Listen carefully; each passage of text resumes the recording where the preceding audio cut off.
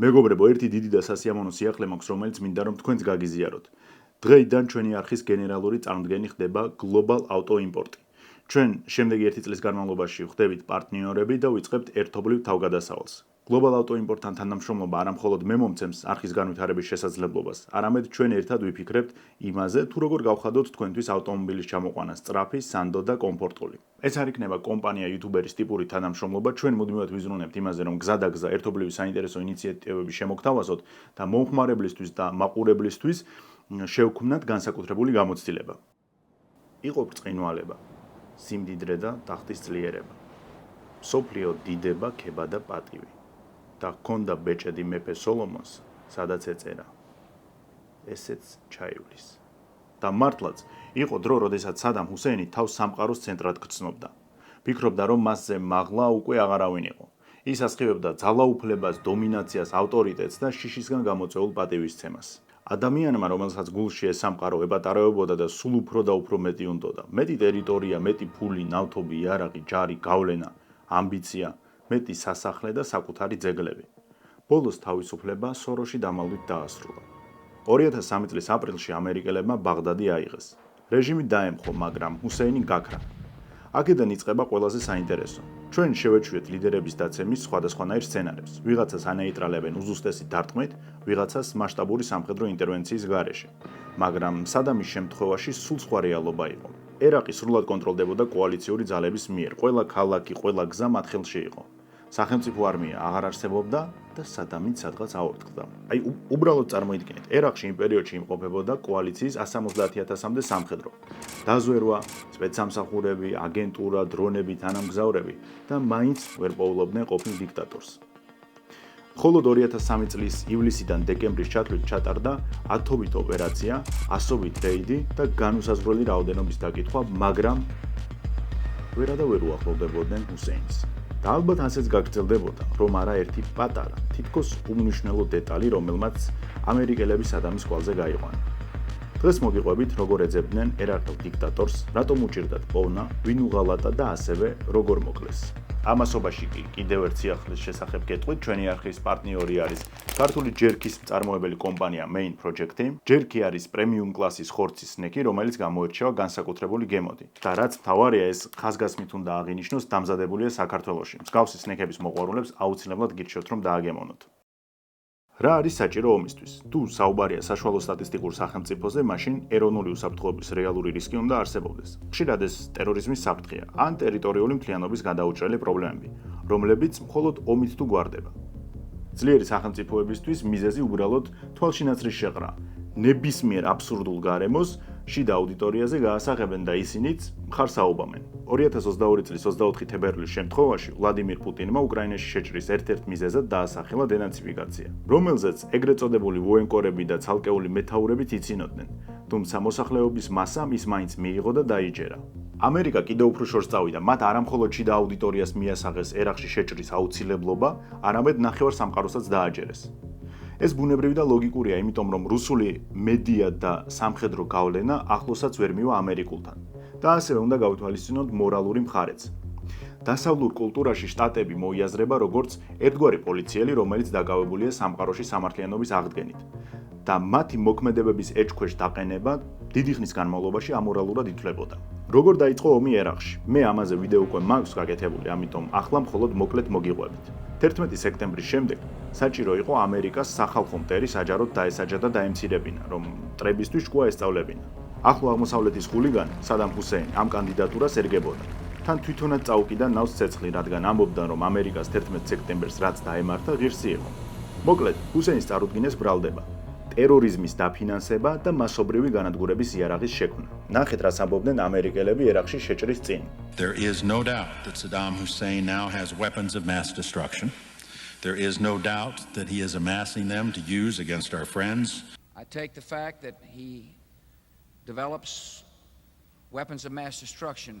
Indeed, the facts and Iraq's behavior show that Saddam Hussein and his regime are concealing their efforts to produce more weapons of mass destruction. საბოლოოდ მოხდა ის, რაც უნდა მოხდარიყო. 2003 წლის 20 მარტს ამერიკის შეიარაღებული ძალების მეთაურობით დიდი ბრიტანეთის, პოლონეთის და ავსტრალიის ჯარები შეიჭრნენ ერაყში. უშუალოდ სამხედრო შემადგენელით ოპერაცია იყო თითქმის იდეალური. კოალიციის ჯარებს ფაქტობრივად ვერანაირი წინააღმდეგობა ვერ გაუწია ერაყის თავდაცვის ძალებმა.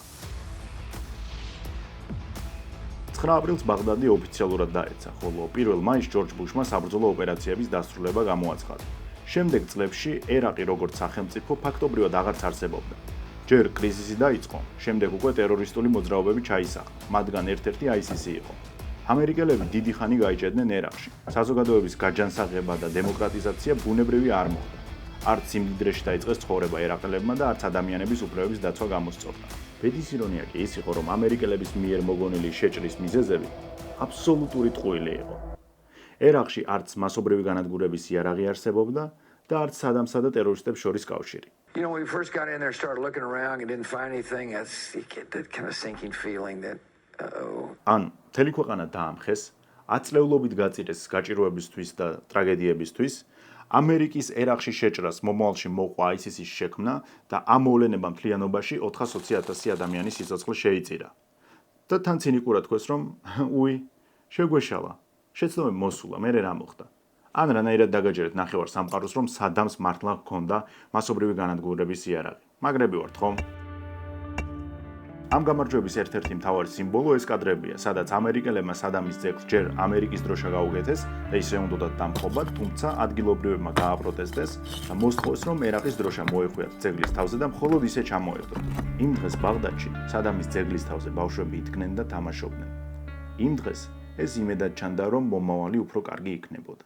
თუმცა რეალური სადამი არ საჩანდა. არა მხოლოდ ჰუსეინი, არამედ მისი გარემოცვა, დაცვის წევრები, მაღალჩინოსნები, ყველა ის ადამიანი, ვინც ერაყის გენოციდში მონაწილეობდა და კანონებს არ აღიარებდა.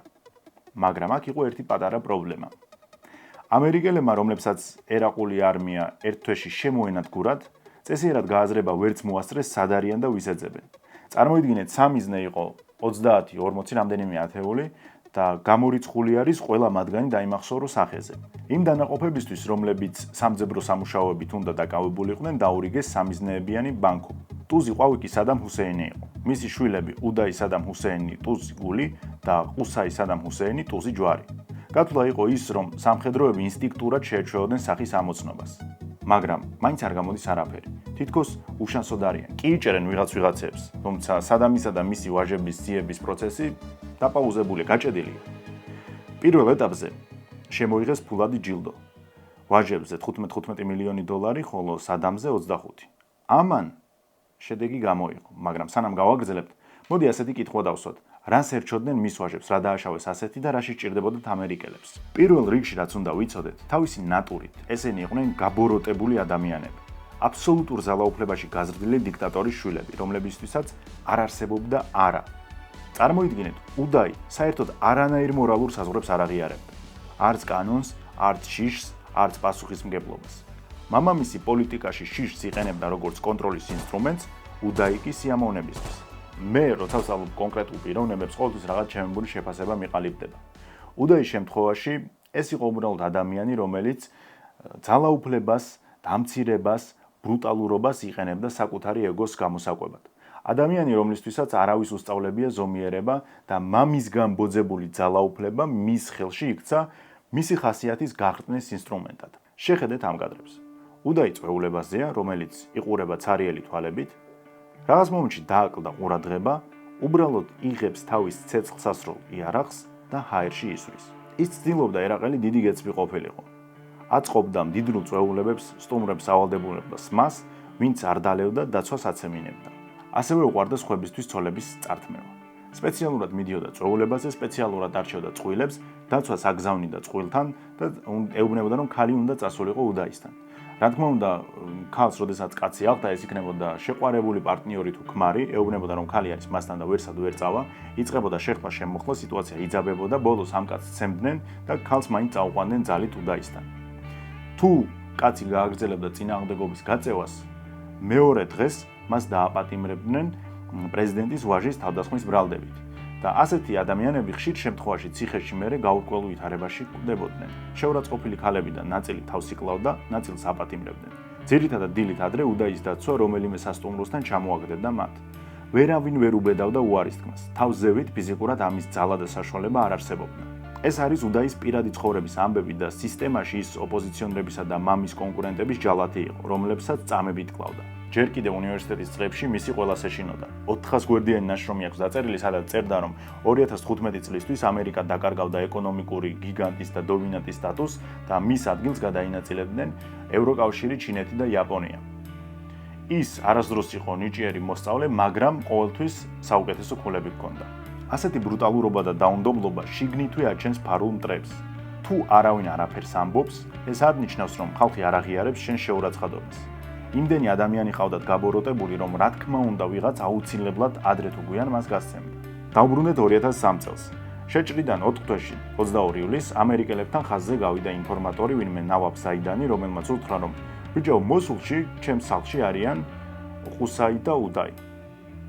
ამერიკელებს თავიდან არ შეეროდათ, ნუ თუ ასე მარტივად უნდა მომხდარიყო ეს ამბავი. ისევე როგორც არ შეეროდა ინფორმატორს, ნუ თუ ასე მარტივად შეიძლება გამოიმუშაო 30 მილიონი დოლარი. იმავე დღეს მოსულში სამხედროებმა ოპერაციის ჩატარება გადაწყვიტეს. ქალაქში გადაისროლეს ოპერატიულ-ტაქტიკური ჯგუფი 20 და 101 საჰაერო სადესანტო დივიზიის ნაწილი. და მართლა აღმოჩნდა, რომ ინფორმატორის ინფორმაცია ზუსტი იყო. სამხედროებმა ალყაში მოაქციეს სახლი და ძმებს დანებება შესთავაზეს, რაზეც დაუყოვნებლივ უარი მიიღეს. 6 საათი გაგრძელდა სროლა. ძმები დანებებას არ აპირებდნენ. შტურმის აღება კი გაჭირდა. დასახლებული პუნქტია, შენობა ბარიკადირებულია და შენობის აღება თეორიულად კი შესაძლებელი იყო, მაგრამ აუცილებლად მსხვერპლით დამთავრდებოდა. კოალიციურმა ძალებმა შენობის ირგვლივ განათავსეს ამერები, რომლებსაც რაკეტსაწინააღმდეგოები ეყენა, გაუხსნეს ცეცხლი. დაახლოებით 10 გასროლის შემდეგ შენობის ერთი ნაწილი ჩამოიშალა, როდესაც უკვე მტვერით დაჯდა და ხილვადობა აღდგა, სპეცრაზმი დაიძრა შენობაში და აღმოაჩინეს, რომ უდაი, ყუსაის 14 წლის შვილი მუსტაფა და მათი დაცვის წევრი ლიკვიდირებული იყო. ნავაბ ზაიდანის შესახებ აღარაფერია ცნობილი. ოფიციალური ინფორმაციის მიხედვით მას ფულადი ჯილდო გადაეცა და მისი ოჯახი ერაყიდან გაიყვანეს. ეს ფაქტი იმის მიმანიშნებელი იყო, რომ ფულადი ჯილდო ამართლეს. ფული ზოგადად ჯოჯოხეთს ანათებს და იმ პერიოდის ერაყი უმეტესი ერაყელისთვის უკვე ჯოჯოხეთი იყო. ძმების ლიკვიდაციით ეიფორიაში ჩავარდნილი სამხედროები და დაზვერვა ნელ-ნელა ისევ ჩვეულ რეჟიმს დაუბრუნდნენ. არც სადამი ჩანს, არც ინფორმატორი, ერთი უმნიშვნელო კვალიც კი არ არის. დაზვერვის თანამშრომლებმა ძებნის რამდენიმე კომბინაცია სცადეს, მაგალითად, ის ბანკო, რაც დაურიგეს, იერარქიულად დაიწყეს მუშაობა. თავში დადეს სადამი და წვრილ-წვრილი კარტიდან აუყვნენ სადამამდე. მისი უამრავი ახლობელი დაიჭირეს დაცვის წევრებიც, მაგრამ ინფორმაცია ვერ მიიღეს. განა იმიტომ, რომ მალავდნენ, არამედ მართლა არ იცოდნენ. ამ დროს ერთ-ერთი სერჟანტი ერიკ მედოქსი საკითხს უყურებს არაშაბლონურად და მის ლოგიკას გამართლება აქვს. ის ამბობს, რომ აზრი არ აქვს ამ ადამიანების დაჭერას და გამოგითხვას, მის ყოფილ მინისტრებს, მაღალჩინოსნებს და ასე შემდეგ, იმიტომ რომ რეჟიმი დამხობილია. ამ ადამიანებს აღარც ძალაუფლება აქვთ, აღარც რამე პრივილეგიები, აღარც კავშირი სადამთან და რაც მთავარია, მართლა არ იციან სად იმყოფება ჰუსეინი. საჭირო არის დავადგინოთ, ვინ იყო ბოლო წლებში სადამის ელიტარული შიდა დაცვა და გავიდეთ მათთან ხაზზე. მედოქსის ვარაუდით, სამძებრო სამუშაოები უნდა დაეწყოთ სადამის მშობლიური ქალაქიდან ტიკრიტიდან. აქ ერთ საინტერესო ფაქტს გეტყვით.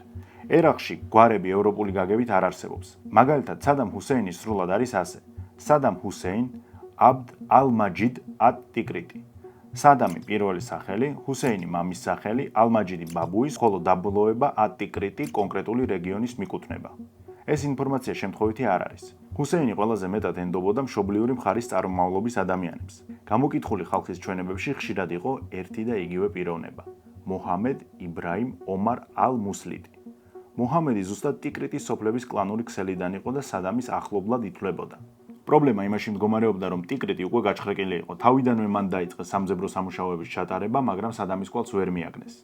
სამაგიეროდ, იქ არავინ ეძებდა ალ-მუსლიტს და მედოქსი ფიქრობდა, რომ სწორ გზაზე იყო. თან ალ-მუსლიტი არამხოლოდ სადამის დაცვით იყო დაკავებული, არამედ სავარაუდოდ ის ზედამხედველობდა ჰუსეინის ბრძანებებს, რაც ძირითადად პარტიზანულ ომებში აისახებოდა. დაიკითხა ალ-მუსლიტის ნათესავი, რომელმაც დაზვერვას უთხრა, რომ მოჰამედს თავის ვიწრო წრე ყავს, ძირითადად კონტაქტზე არ გამოდის, არ იცის საცხოვრობს ამჟამად, მაგრამ ერთადერთი რაც იცის, მას ყავს ორი ახლო ბიზნეს პარტნიორი და მძღოლი, ბასიმ ლატიფი. თუმცა ყველაზე ღირებული რაც მოიპოვეს გაარკვიეს, რომ თურმე მას ვაჟიც ყავს. მუსლიტ მოჰამედ იბრაჰიმ ომარ ალ-მუსლიტი. ახლა ეძებენ ამ ვაჟს, რომელსაც მარტივად მიაგნეს, მაგრამ იგივე პრობლემა დახვდათ. ჯერ ერთი რომ ამ ბიჭს საერთოდ არ აინტერესებდა წინააღმდეგობის ამბები, თავისთვის ცხოვრება ურჩევნოდა და მერე მეორე. მართლა არ იცოდა სად იყო მამამისი. საუბარში კი ასეთი რაღაც თქვა, რომ ადრე ხშირად თევზაობდნენ ერთად, მაგრამ ახლა გასაგები მიზეზების გამო ეს ვეღარ ხერხდება, თუმცა აქვს ინფორმაცია და იცის, რომ მამა ძველებურად თევზაობს ქალაქ სამარას მდინარეში. შეიძლება ეს ინფორმაცია არაფერს მისცემდა სტანდარტულად მოაზროვნე მზვერავს, მაგრამ ერიკმა მყისიერად აღიდგინა ძველი დაკითხვები, სადაც სადამის მზარეულები და მოსამსახურეები ამბობდნენ, რომ პატრონს ყველაზე მეტად თევზეული უყვარს, განსაკუთრებით კი მასკუფი. აქ ისე ერთ საინტერესო დეტალს გაგიზიარებთ. ჰუსეინის დაცვა ძირითადად დაკომპლექტებული იყო ტიკრიტიდან წარმომავალი ადამიანებიდან. ამის იქით ის ყველაზე ხშირად ენდობოდა ქრისტიანებს. მისი მზარეულების დიდი ნაწილი იყვნენ ქრისტიანები. თუ რატომ? ეს შეგიძლიათ ნახოთ უკვე ჩემს Telegram არხზე. დაზვერვამ ძებნის ალგორითმი შეცვალა. ახლა გადაწყვიტეს თევზების ფერმებში ჩაეტარებინათ რეიდი. სულ 2 თევზეს მიაგნეს, საიდანაც ერთი, მუჰამედ ჰუდაირი აღმოჩნდა ალ-მუსლიტის ნათესავი. მეთევზე მახსენა საერთო ბიძა, რომელიც ბაღდადში ცხოვრობს და შესაძლოა ვისაც ეძებდნენ ამერიკელები ზუსტად ბაღდადშია. ამაში ლოგიკა ნამდვილად იყო, იმიტომ რომ ვისაც დამალვა უნდა დაიმალებოდა ყველაზე ხალხმრავალ ადგილას, ასეთი კი იყო დედაქალაქი ბაღდადი. თან ეს ქალაქი მთლიანად ამერიკელების კონტროლქვეშ იყო და ერთგვარი დეჟავიუ იგრძნეს უდაი და ყუსაის ამბიდან, იმიტომ რომ თუ როგორ არავის მოაფიქრდა აქამდე, რომ ბაღდადშიც მოეძებნათ. და თქვენ წარმოიდგინეთ იმ სპეცრაზმელების გაოცება, რომლებიც გამოცხადდნენ კონკრეტულ სახლში და იქ დახვდათ ალ-მუსლიტი. აბა სანამ გავაგრძელებთ, თქვენი ვარაუდები ჩამოყარეთ, ჩაუშვებს თუ არა ალ-მუსლიტი თავის პატრონს. ალ-მუსლიტი თავიდან რა თქმა უნდა უარს ამბობს თანამშრომლობაზე. მის დაკითხვას პირადად მედოქსი აწარმოებს და ბოლოს დახვირდა, რომ შენ და შენს ოჯახს მოგცემთ ხელშეუხებლობის გარანტიას, გაგიყვანთ ქვეყნიდან და შეძლებთ შვიდ ცხოვრებას. ყოფილმა დაცვამ უთხრა, რომ ად დავრში ტიგროსთან არსებულ ფერმის სახლში იმალება სადამი. სპეცრაზმმა დაავლო ხელი ალ-მუსლიტს მანქანაში შეაგდეს და ერთად წავიდნენ მოსაძებნად. დაახლოებით შუაღამეს გამოცხადდნენ დასახლებულ პუნქტში, გათიშეს ელექტროენერგია და ასობით სპეცრაზმელი იწყებს სპეცოპერაციის ჩატარებას, ისინი ეძებენ სადამ ჰუსეინს. იმ ფერმის სახლში, სადაც ალ-მუსლიტმა მიუთითა, იქ არ დახვდათ ჰუსეინი. მერე აჩვენა პატარა შენობაზე სულ 2 ოთახი იყო, შევიდნენ სამხედროები, იქაც სიცარიელია. აქ ერთი ირონიული მომენტი არის. ალ-მუსლიტს თავის თავში უკვე გადაწყვეტილი აქვს, რომ იმ ადამიანს, რომელთანაც თითქმის მთელი ცხოვრება გაატარა და რომლის ერთგულიც იყო, აუცილებლად ჩაუშვებს. მაგრამ ამის გაკეთება არ უნდა სიტყვიერად. და ერთ-ერთ ეზოში, როდესაც შევიდნენ, მოულოდნელად ალ-მუსლიტი რაღაცას ურტყავს ფეხს. სამხედროებსაც გაუგვერდათ რა ხდებოდა, დაანათეს და ხედავენ, რომ მიწაში არის ნახევრად დამარხული თოკი და იმას ურტყავს ფეხს ალ-მუსლიტი. ჯარისკაცებმაც გაანალიზეს რა ხდებოდა. თოკი მიდიოდა სახლთან არსებულ ნაგვის გროვასთან, რომლის ქვემოთ იყო მიწაში ჩასასვლელი. გახსნეს ეს ჩასასვლელი, მოამზადეს ხუმბარა, დაძაბული სიტუაცია არის, ხმას არავინ არ იღებს და ამ დროს სამალავიდან ამოდის ვიღაც მოხუცი, გრძელი წვერით, თმით, დაბინძურებული და ასეთ რაღაცას ამბობს. ჩემი სახელია სადამ ჰუსეინი, მე ვარ ერაყის პრეზიდენტი და მინდა მოლაპარაკება. იწყება დიდი ზეიმი მედიაში და პოლიტიკაში. მე ახლა გაჩვენებთ დროებითი კოალიციური ადმინისტრაციის ხელმძღვანელის პოლ ბრემერის გამოსვლას პრესასთან და ხალხის რეაქციას დააკვირდით. Ladies and gentlemen, we got him.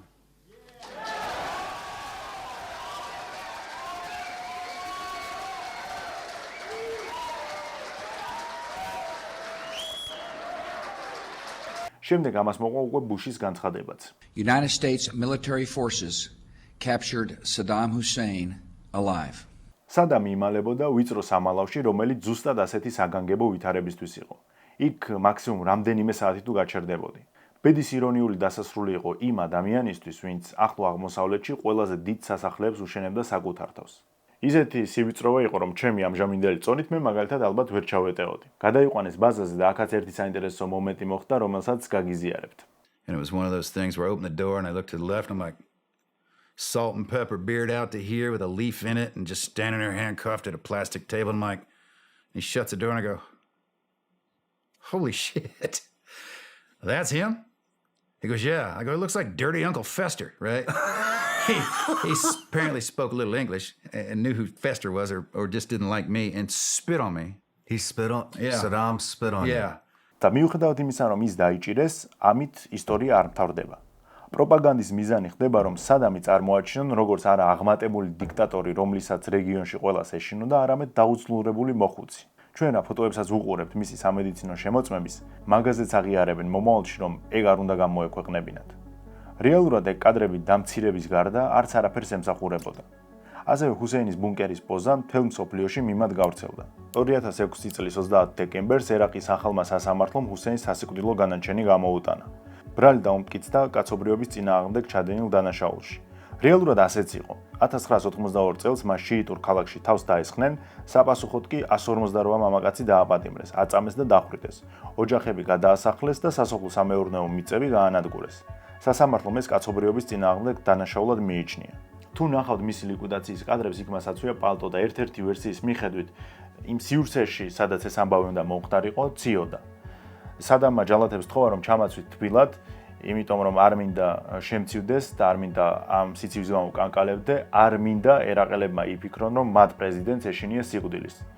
შესაბამისად მოითხოვა თბილი ტანსაცმელი. სხვათა შორის ჰუსეინს ვერავინ დაუკარგავს იმას, რომ ის მართლა იყო უშიშარი და მამაცი. ნახეთ, სადამ ჰუსეინი იყო საშინელი ადამიანი, დიქტატორი, რომელიც ადამიანებს გენოციდს უწყობდა, თავისივე მოქალაქეებს ხოცავდა და ამას აკეთებდა დიდი მასშტაბით. არაერთი ბრიყული გადაწყვეტილება აქვს მიღებული, რომელზეც ასევე ვისაუბრებთ, მაგრამ ის შინაგანად იყო მებრძოლი და თავის ამ ბუნებას ძალიან დიდ პატივს სცემდა. ამაზე მეტყველებს ის, როგორ იქცეოდა მაშინაც კი, როდესაც მტრის ხელში იყო ჩავარდნილი, როცა იმ სპეცრაზმელს შეაფურთხა. ასევე ის თუ როგორ ღირსეულად მიიღო სასიკვდილო განაჩენი, არა სიცილით, ეს ყალბი ინფორმაცია არის და ისიც თუ როგორ იყო იმ მომენტში, როდესაც სულ რამდენიმე წამში მოკლავდნენ. ერთ საინტერესო ამბავს მოგიყვებით კიდევ, როდესაც ჯორჯ ბუშმა დაანონსა ერაყში შეჭრის ოპერაცია, მაშინ უდაი ჰუსეინი განწყობილი იყო საომრად და მან ასეთი რაღაც თქვა, რომ ნებისმიერ ამერიკელ სამხედროს მოუწყობდა ჯოჯოხეთს, რომელიც მოვიდოდა ერაყის მიწაზე და თავისსავე სისხლებში ჩაახრჩობდა ყველა მათგანს, მაგრამ როგორც კი მეორე დღე გათენდა, სადამის დაცვა მის დაიჭირა, აპირებდა გაქცევას იორდანიაში და ჰუსეინმა თავისივე შვილი დააჭერინა დაცვას.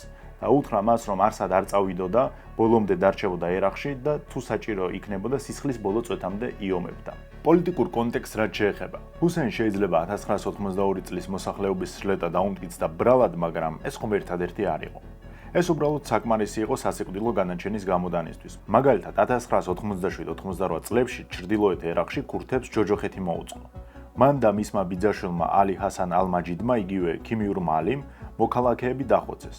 როცა ტყვია წამლითა და უბრალო ბომბებით ხოცვა საკმარისი არ აღმოჩნდა, სამხედრო ავიაციამ გამოიყენა ქლორინი, სარინი და სხვა ნერვული გაზები. მარტო ამ ქიმიური დაწამლით 5,000-მდე ადამიანი მოკვდა. მთლიანობაში ქურთულ სასაკლაოს 50,000-დან 100,000-მდე ადამიანი შეეწირა.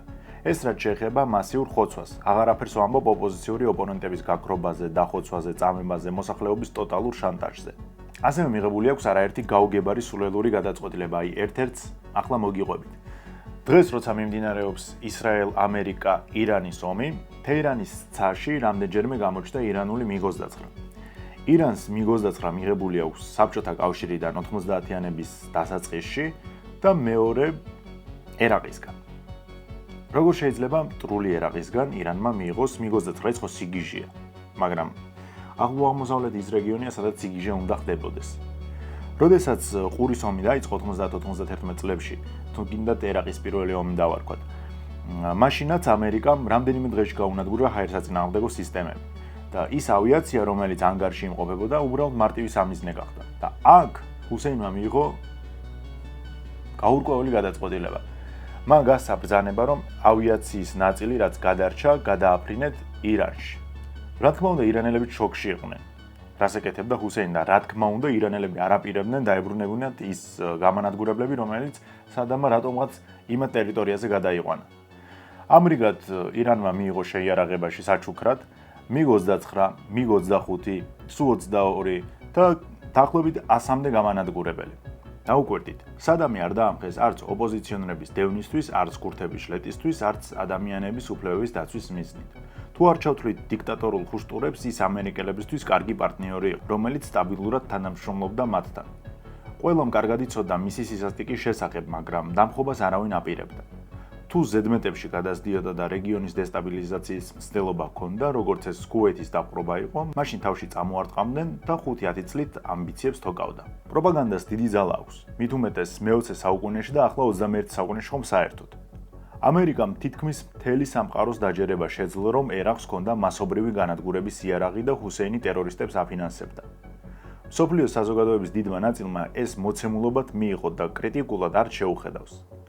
მალევე, როცა რეჟიმი დაამხეს და ერაყი სამუდამოდ გაწირეს წყევლისთვის და სახელმწიფოებრიობის ჩამოშლისთვის, წარმოიდგინეთ, 2003 წლიდან გავიდა 23 წელი და ერაყი ჯერ კიდევ ვერ წამოდგა ფეხზე. მერე აღიარეს, რომ შეგვეშალა. ერაყის ტერიტორიაზე აღმოცენებული ტერორისტული ორგანიზაციების განადგურებაში კი საჯაროდ მისტიროდნენ ჰუსეინს. შეიძლება ცუდი ტიპი იყო, მაგრამ ტერორისტებს მინიმუმ არ გააპარპაშებდაო. Look at Iraq. Iraq used to be no terrorists. He would kill the terrorists immediately. It was like, now it's the Harvard of terrorism. Iraq. If you look at Iraq from years ago, I'm not saying he was a nice guy, he was a horrible guy. But it was a lot better than it is right now. ნახეთ, ამ კუთხით შეხედეთ. დღეს რომ 2003 წელი იყოს, ნაწილი ბრმად დავიჯერებდით იმას, რომ სადამს აქვს მასობრივი განადგურების იარაღი და ტერორისტებს აფინანსებს, ხოლო ნაწილი ვიტყოდით, რომ არაფერი მსგავსი სადამს არ აქვს და უბრალოდ 9/11-ის განტევების ვაცი არის.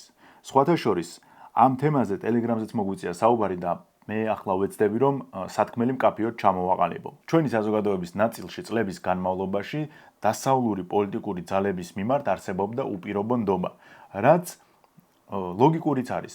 იმიტომ რომ რუსეთის იმპერიისა და საბჭოთა კავშირის გამოცდილებიდან გამომდინარე, ჩვენ ისეთი მწარე გამოცდილება გვაქვს მიღებული, რომ თავისით დისტანცირდით და ალტერნატივაში ვხედავდით დასავლეთს.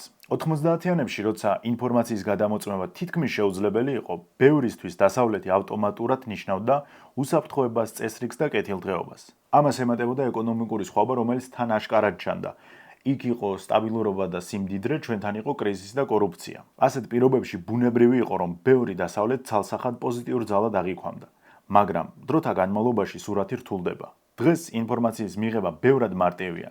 ისტორიული პარალელების გავლება კიდევ უფრო. ამიტომ სულ უფრო მეტი ადამიანი იწყებს იმის დანახვას, რომ გლობალურ პოლიტიკაში აბსოლუტურად კეთილი და სუფთა ძალა არ არსებობს. დიდი სახელმწიფოები ხშირად მოქმედებენ საკუთარი ინტერესებით და ეს ზოგჯერ მძიმე შედეგებს იწვევს. თუ ჩვენს ისტორიაში ტრაგედიები უკავშირდება რუსეთის იმპერიას და საბჭოთა კავშირს, მაშინ იგივე ლოგიკით ერაყისთვის ეს უკავშირდება ამერიკის შეჭრას, ჩინეთისთვის ბრიტანეთის კოლონიურ ომებს და ასე შემდეგ. ეს არ ნიშნავს იმას, რომ ყველა ძალა ერთნაირია, მაგრამ ეს ზუსტად ნიშნავს იმას, რომ არც ერთი მათგანი არ არის უპირობოდ მართალი. მთავარია, რომ დღეს უკვე გვაქვს შესაძლებლობა მოვლენებს უფრო ცივად შევხედოთ, არა ემოციით, არამედ კითხვებით. ეჭვი უნდა გქონდეს ორივე პოლუსის მიმართ, რადგან დიდი კონფლიქტის შეფასება არ შეიძლება მხოლოდ ერთ ნარატივში. კრიტიკული ფიქრი არ ნიშნავს ცინიზმს და მით უმეტეს ეს არ არის დანაშაული. ეს ნიშნავს იმას, რომ ჩვენ აღარ გვინდა ვინმეს ბრმად ვენდობოდეთ. საბედნიეროდ ბოლო წლებში სულ უფრო შეინიშნება, რომ საზოგადოება ხდება უფრო თამამი, უფრო თამამად ფიქრობს, უფრო მეტ კრიტიკულ კითხვას სვამს და რაღაცნაირად ნელი ნაბიჯებით, ნელი ტემპით, მაგრამ აშკარად შეინიშნება ისიც, რომ იმ კომპლექსიდან გავდივართ, რომ ჩვენთვის უნდა არსებობდეს რომელიღაც უზენაესი ძალა, რომელიც რასაც იტყვის, ის უნდა იყოს აბსოლუტური ჭეშმარიტება ყოველგვარი წინააღმდეგობის გარეშე. მე პირადად ამას მივესალმები, იმიტომ რომ მე ასე მგონია, რომ ეს საბოლოოდ მაინც საზოგადოების გაჯანსაღებას ემსახურება. ასეთი გამოვიდა დღევანდელი ეპიზოდი. დაწერეთ კომენტარებში რა თემას იხილავდით შემდეგი ვიდეოსთვის, მე აუცილებლად მათ გავეცნობ. დროებით.